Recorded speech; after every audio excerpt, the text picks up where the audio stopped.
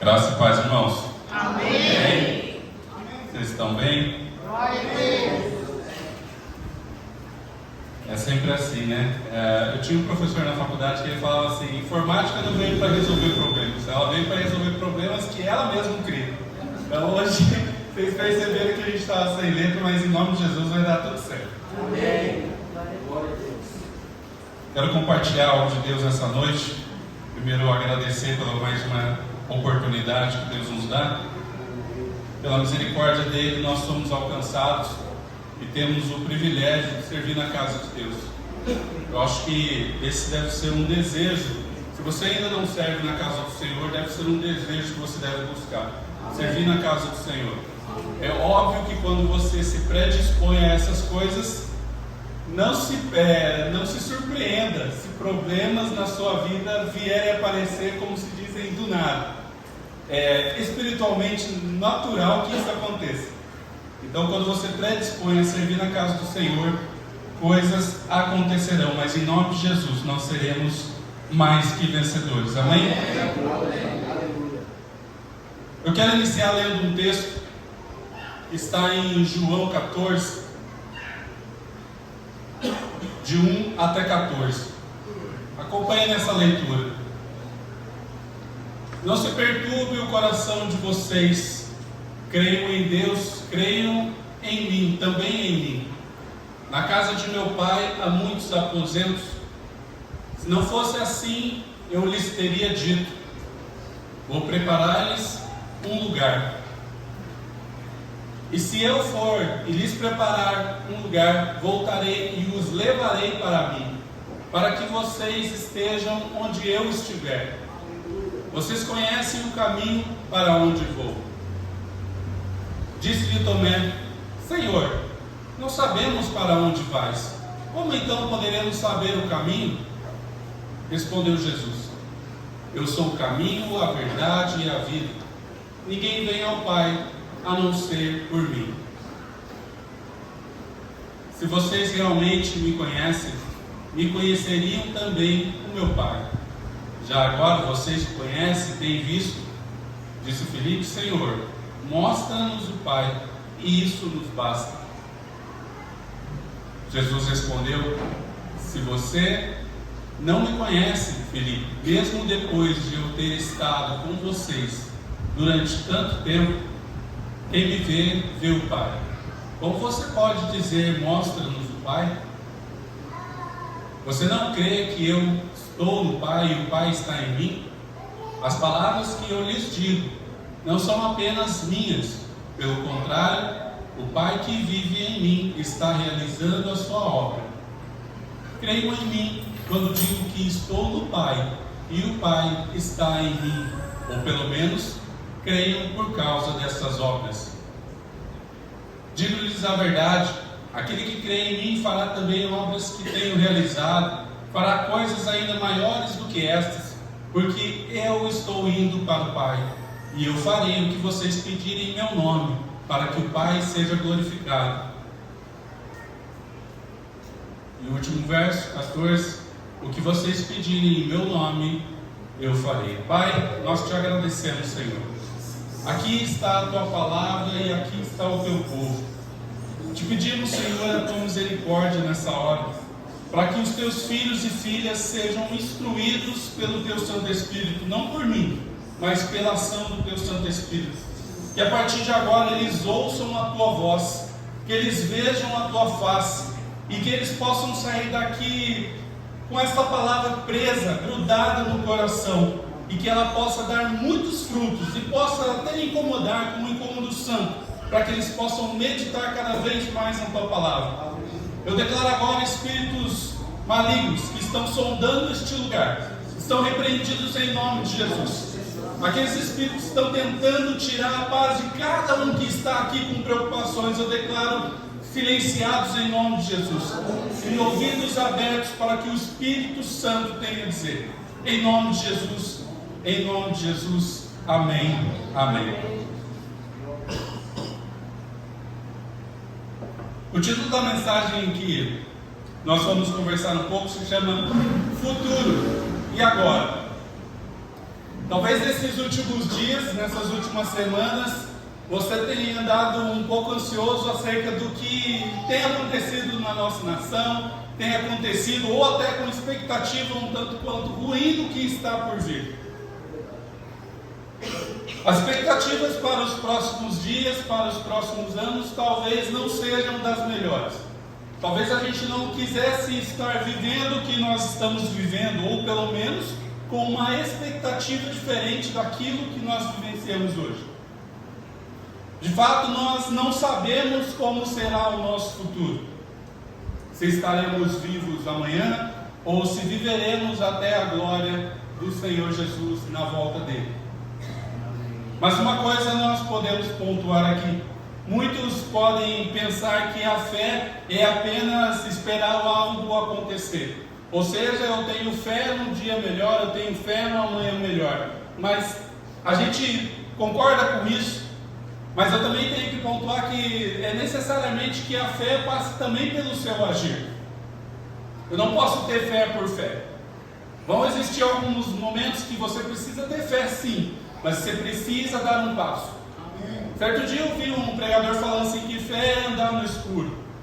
Em certa parte eu concordo, mas primeiro você precisa também dar o seu passo de fé, na certeza que você não está vendo, mas você crê que você vai alcançar. E necessariamente isso passa pela a sua ação. Ou seja, a fé não é apenas esperar, é também o agir. Peguemos o exemplo então do jovem que deseja ser médico ou que está para entrar na faculdade, que deseja ser eletricista, mecânico, está fazendo um curso. Ele tem fé que ele vai alcançar, mas a fé dele também deve ser proporcional ao estudar. Porque se ele não estudar, ele não vai ser nada. Ele vai conseguir nem ao menos entrar. Então você precisa entender que a fé, ela é sim algo mover de Deus, mas ela precisa da sua ação. A fé é então importante quanto o processo de atingir o objetivo, quando ele pegar nos livros para estudar. Deus, ele não é um Deus ilógico. Ele pode sim fazer milagres, mas entenda que você e eu precisamos participar desse processo. Precisamos participar desse processo. Então, querido e querida amiga, não pensa que você vai chegar numa entrevista de emprego, ou vai fazer aquela prova de concurso, ou vai fazer uma prova na escola, e Deus vai descer o Espírito Santo do seu lado e vai te clarear as ideias, e olha que legal, aqui está a prova. Ou aqui está as respostas para a entrevista. Muito pelo contrário. Você precisa honrar a Deus, porque Ele conta com você, que lá fora, diante das pessoas que não professam a mesma fé, ou que às vezes até atacam a nossa fé, você precisa honrar a Deus, dizendo: eu estou aqui, estou preparado. Nós precisamos nos preparar. E às vezes essa preparação também está no meio eclesiástico, no meio da igreja. Eu vejo, certa vez, nós estávamos, a Vitória ainda era menor, a Sofia não tinha nem nascido ainda, nós estávamos ajudando um parente da Elaine a desenvolver uma igreja, ajudar e tal. E as pessoas que iam entregar a palavra lá, você percebia nitidamente que não havia um preparo. E eu não estou dizendo aqui de conhecimento cultural ou técnico, nada disso. Estou falando de conhecimento da palavra de Deus, de viver o que está escrito, de jejuar, de orar. Não é simplesmente chegar aqui, abrir a Bíblia e falar o que você está pensando, porque na preparação também Deus fala com você. Quando nós subimos aqui, eu acredito que a maioria que sobe aqui, 99,999%, antes de ministrar para você, nós somos muito mais ministrados. O Espírito Santo, ele fala talvez muito mais, como disse o pastor, dá uns tapas na cara da gente, antes de falar com você. Então a preparação, seja em qualquer meio, lá fora, no seu trabalho, na escola, na faculdade, nos seus relacionamentos pessoais, e aqui na igreja, ela é necessária. Você precisa tirar um tempo e falar: não, agora eu preciso estudar, agora eu preciso ler, agora eu preciso assistir um vídeo, porque eu entendo que a maioria das pessoas não gostam de ler. Isso infelizmente está enraizado na minha geração, pelo menos.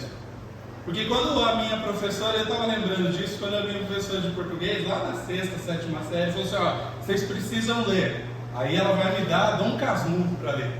Puxa vida, gente, que leitura difícil. Eu não entendia quase nada do que estava escrito. Mas você precisa aprender que você precisa se preparar para tudo. A preparação, ela vai honrar o nome de Deus. O que às vezes podemos enxergar nisso tudo é que muitos cristãos evangélicos leem a história da Bíblia e acham que tudo é mágico. Que tudo é mágico. Quer ver um exemplo? Vamos pegar a história do conhecido Davi. Samuel 17:49, tem um trechinho aí que eu separei, ó. Retirando uma pedra do seu alchofre, ele arremessou com a tiradeira e atingiu o filisteu na testa, de tal modo que ela ficou encravada e ele caiu com o rosto em chão. Esse é o desfecho. E quando nós pegamos esse texto em separado, você acha que tudo que aconteceu dali para trás foi tudo mágico. Foi tudo obra do acaso. Talvez Davi, você deve ter pensado assim, Davi acordou um dia com vontade de matar alguém. Eu vou matar alguém hoje. Eu vou matar um gigante hoje. Acordei, como diz lá no Paraná, acordei meio azedo hoje. Hoje eu não acordei bom, vou matar alguém. Mas não. Ele era um pequeno pastor de ovelhas. E talvez para aquele contexto da sociedade, ser um pastor de ovelha não era talvez algo muito honroso para um homem. Talvez para uma mulher, mas para um homem não. O homem tinha que ir para a guerra, tinha que lutar, tinha que fazer coisas que um homem faria naquele contexto social. Mas ser talvez um pastor de ovelhas era algo que deixava ele um pouco abaixo no nível social dentro dos homens. Mas houve um preparo então da parte dele, porque ele se predispôs, e aí a gente entende que ele teve fé nesse momento, porque se você leu a história, pelo menos assistiu a novela, você vai ver que o cara era gigante, logicamente ele não tinha como vencer, mas ele falou, não, tá zombando do meu Deus, eu vou lá e vou vencer, porque quando veio o urso eu venci, quando veio o leão eu venci, por que eu não vou vencer ele? Então você entende que existe um preparo antes? Não há um acaso, não há mágica. Deus pode fazer milagre? Óbvio que pode, nós oramos para tudo. Mas entenda que tem coisas que Deus não vai fazer porque Ele espera que você seja a resposta em outras pessoas. Que quando as pessoas olharem para você, vão falar assim, nossa, mas você, lá do Campo São José, você sabe fazer isso? E eu que moro aqui na Zona Sul, não sei? Da onde que vem tanto conhecimento? Entende? É honrar o nome de Deus, é honrar a obra dele também. Mas nessa história muitos se esquecem que ele teve o preparo então. Houve a predisposição de Davi para honrar a Deus. Então eu pergunto a você, o que Deus tem confiado nas suas mãos que você não tem dado valor? Talvez seja aquilo que menos insignificante para você, seja aquilo que você não está dando valor hoje. Talvez você veio hoje com a última opção de falar assim a Deus, eu preciso ouvir a tua voz, eu preciso ouvir a tua resposta, eu preciso ouvir um direcionamento dos céus. Então Ele diz para você hoje, dê valor nas coisas que eu te dei, porque é elas que vão honrar o meu nome. Deus não vai te dar nada a mais se você não saber honrar Ele hoje. Se você quer um emprego melhor, se você quer um salário melhor, você tem honrado Deus nos seus dízimos e ofertas, não se fala-se de valor. Nós falamos apenas do que está escrito. 10%. E às vezes para você pode até fazer falta, eu concordo. Mas nós precisamos entender que se você não for fiel no pouco, será que você será fiel no muito? Será que se você ter um emprego dos sonhos, com tempo livre, será que você vai ter tempo para vir à igreja? Porque é fácil a gente pensar que para quem tem dinheiro, tem tempo livre, para quem é rico, para quem mora na Zona Sul, para quem mora no Aquário, é fácil servir a Deus, é fácil contribuir. Para eles talvez seja mais difícil, porque o foco deles é outro. E nós não precisamos e não podemos perder o nosso foco, que é Jesus. O problema é que nós vivemos hoje e para essas coisas e não para Deus. Então encare essa luta. como servo e serva de Deus. Essa luta que você está vivendo pode parecer para muitos pouco, Carlos, pode parecer para muitos coisas simples, mas para você é muito difícil. Então encare essa luta, sabendo que Deus está com você para vencer a cada dia. O nosso futuro está nas mãos de Deus, mas isso não quer dizer que eu deva viver esperando o mundo acabar em morro para mim morrer encostado. Eu preciso agir, eu preciso ler a palavra, eu preciso jejuar, eu preciso estudar, porque as pessoas que estão lá no seu trabalho, elas torcem para a sua derrota. Elas torcem para a sua derrota. É triste a gente às vezes encarar essa realidade, mas dizem que o percentual de pessoas que torcem umas pelas outras, principalmente no contexto corporativo, não chega a 10%. Então, se você trabalha com um número grande de pessoas, você trabalha só com 2 pessoas, sinto informar, 100% das pessoas que trabalham com você não querem que você progrida. E a gente precisa viver o diferencial de Deus nas nossas vidas, honrando Ele, trabalhando para que o nome dele seja exaltado nas nossas atitudes. Deus conta conosco para tornar o nosso futuro melhor e maior, não só para nós, mas para as pessoas que estão ao nosso redor. Vocês já sabem o desejo do nosso pastor que ele tem colocado aqui é para ir para um lugar melhor, maior, para que a gente possa fazer N coisas. Agora, você já parou para pensar o que isso vai impactar nas vidas das pessoas? E eu não estou falando só em quantidade de gente, não. Em ter 3, 4 cursos, ter 2 bandas, ter não sei o que e tal. Não é sobre isso. Eu estou dizendo sobre o impacto da igreja inserida no contexto sociológico que ela está.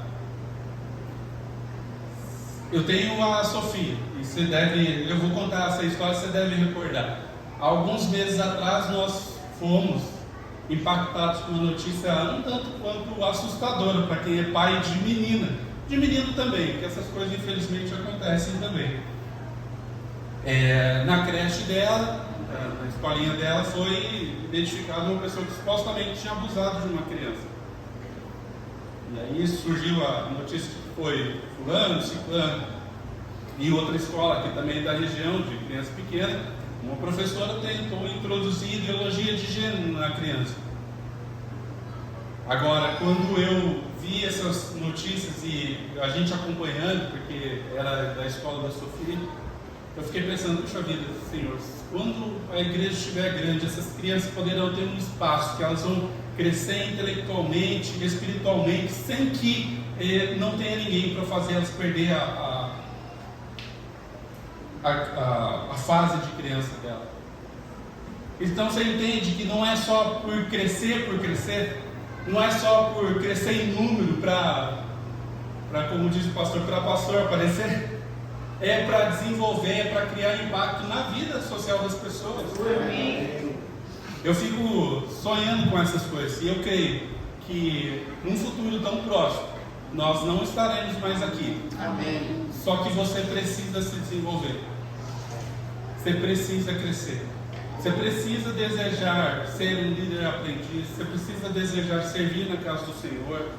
Talvez você não tenha aptidão para entregar a palavra, talvez você não tenha aptidão para cantar, para tocar algum instrumento, mas existem tantas coisas que podem ser feitas, tantas coisas, que a obra de Deus precisa e ela só está esperando o seu talento. E agora Deus me faz lembrar da parábola dos talentos. O que você vai fazer com ele? Você vai enterrar? Você vai ouvir o servo bom e fiel? Pense nessas coisas.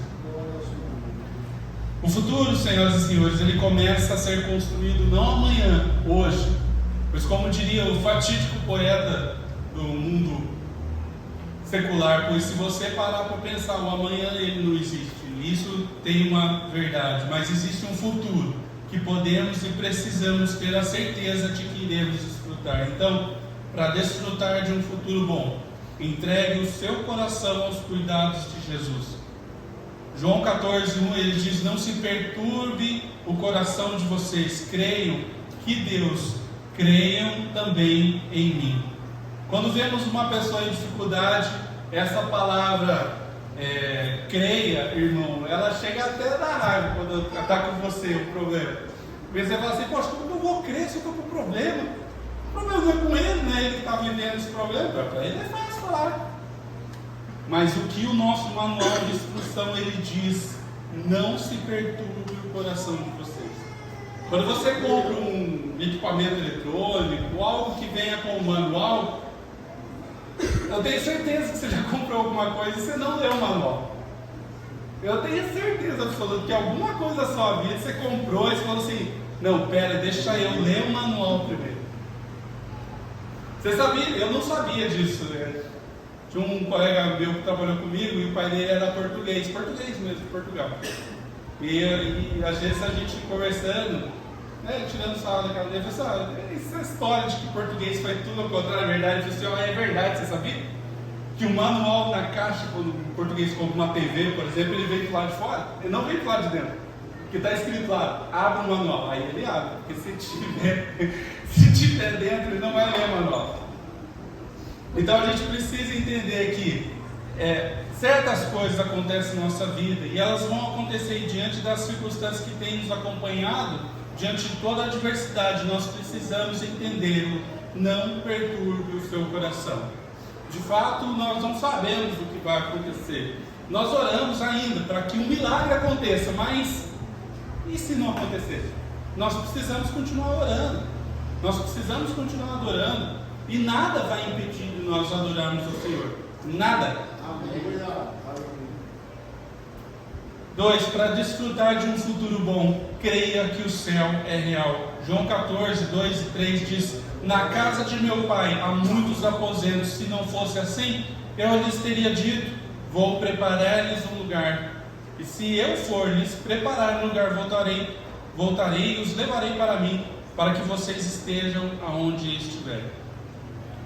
Certa vez eu li uma frase, eu não sei de quem é, mas ela diz assim, cuide do seu corpo como se fosse durar eternamente, da sua alma como se fosse durar até amanhã.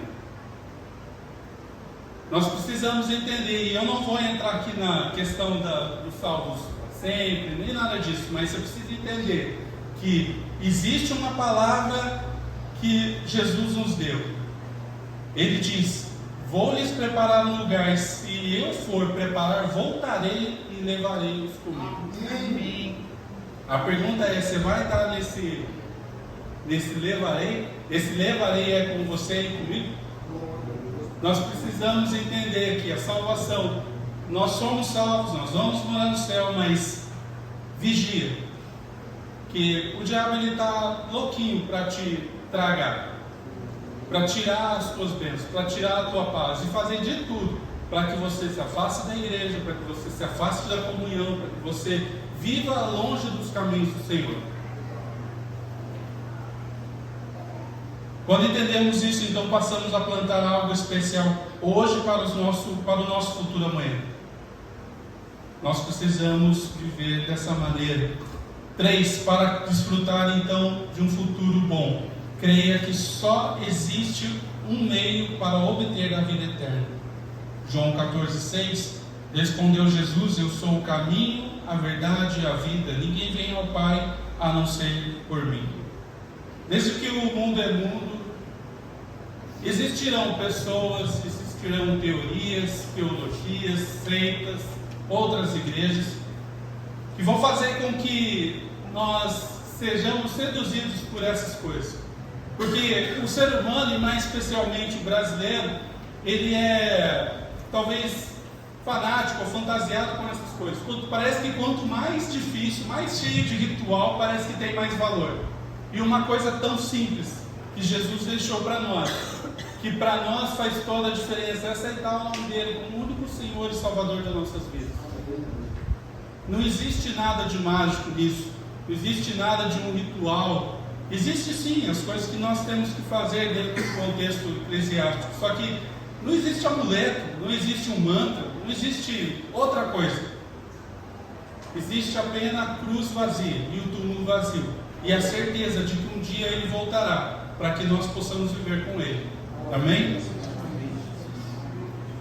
Quer ter a vida eterna? Creia que Ele é o único caminho. Não existe o mantra, existe sim a palavra de Deus. E aí a gente pode até pensar, daqui uns dias, você pode até ir para a praia, aproveitar o final de ano, virado do ano.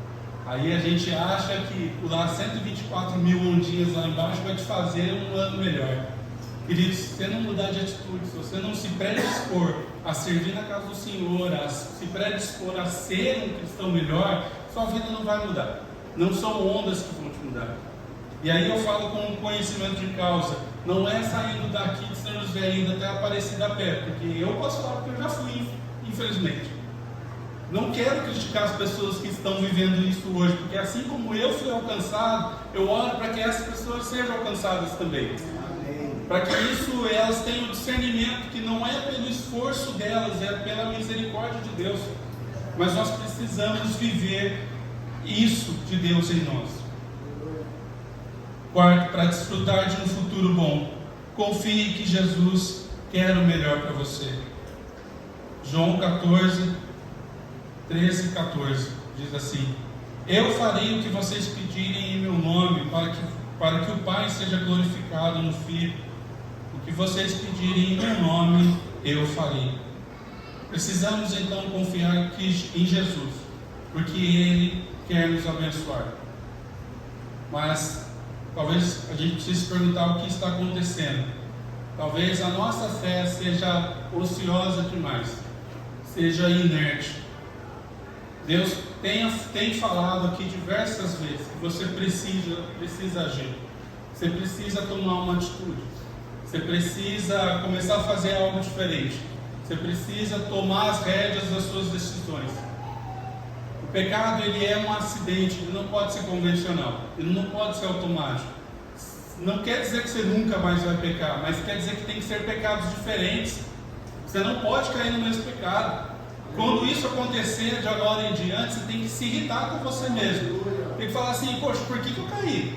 Não, peraí, vamos voltar aqui, alguma coisa de errado aconteceu. Na faculdade a gente estudava algo sobre melhoria contínua. E ela diz assim, em resumindo, essa teoria administrativa, ela diz assim: quando existe um problema, você tem que ir atrás do problema e não atrás das pessoas. Então, quando a gente peca, a gente às vezes olha e quer apontar o outro como o causador do seu problema, do seu pecado. E não, muitas vezes, e necessariamente 100% das vezes, foi porque você tomou a decisão errada. Nós precisamos entender que o pecado, ele é e deve ser um acidente. Ele não pode ser algo corriqueiro. Talvez, como eu disse, você tenha orado por uma promoção, você tenha orado por um serviço novo, você tenha orado, talvez, por um relacionamento melhor com seus familiares. Mas a pergunta é: o que você tem feito para isso? Você quer um serviço novo? Aprenda uma ferramenta nova. Você quer empreender? Aprenda algo diferenciado. E quando eu falo empreender, não é só empreender de abrir um comércio, é empreender lá no seu serviço, fazer algo diferente lá, para que as pessoas vejam o quão diferente é você e quem você representa aqui na Terra. Nós precisamos. Agora a pergunta: você tem se preparado? Talvez você tenha um desejo de servir na casa de Deus. Talvez você tenha pensado em algum momento da sua vida: poxa, mas o pastor nem me vê aqui, eu estou aqui. Mas você também nem aparece no CTV, você nem vai na cela, você nem se predispõe a servir. Aí você quer ser lembrado como? Nós precisamos entender, queridos irmãos, que existe sim uma recompensa que vem de Deus. E quando você se predispõe, quando você estuda, quando você se prepara, também não é a garantia de que você vai servir, porque o sim ou não pertence a Deus. Só Ele vai dizer: ó, agora sim você está pronto. Não, agora ainda não é o momento. Você precisa entender isso. Saiba que mesmo atendendo então esses requisitos, isso não é garantia de que um dia você vá se tornar, pois Deus é quem diz o sim, o não. Então nós chegamos até aqui e podemos então concluir que não temos o controle total do nosso futuro, pois assim como está escrito em nosso manual, Mateus 6:27, quem de vocês, por mais que se preocupe, pode acrescentar uma hora que seja a sua vida? Talvez o que você está enfrentando, talvez você deva estar pensando que ninguém mais enfrentou, em qualquer área de sua vida. E sabe qual é a pior coisa a se fazer? Uma frase que é direcionada ao Winston Churchill, que ele diz assim: se você está atravessando um inferno, não pare. As pessoas enfrentam problemas, eu enfrento problemas, o pastor enfrenta problemas, todos nós enfrentamos problemas em graus e níveis diferentes. Talvez alguns estão vivendo um problema que outros já viveram, e por você se calar, por ter vencido esse problema, você está deixando de abençoar outra pessoa, e essa pessoa ela está no meio digamos assim, da tormenta, e ela está a ponto de parar. Mas eu quero dizer para você, não pare. Assim como Jesus não parou, ele tinha todos os motivos para parar. Todos os motivos para parar. Desde a incredulidade antes de sofrer na cruz. Se fosse eu, quando vissem alguém desconfiando da fé, eu estou fazendo milagre, você não está entendendo? Acorda! Mas não, ele continuou. Ele sofreu o que sofreu, passou pelo que passou. E um dia ele voltará para nos buscar. E nós precisamos estar preparados para isso. Pense que se está difícil, a pior coisa agora a fazer é parar, é ficar inerte, é não orar, é não ler a palavra, é não meditar, é não ter comunhão. Por isso, tudo que Satanás quer, que você pare e que você jogue fora o futuro que Jesus preparou para você. Existe algo grandioso nos esperando logo após essa vida.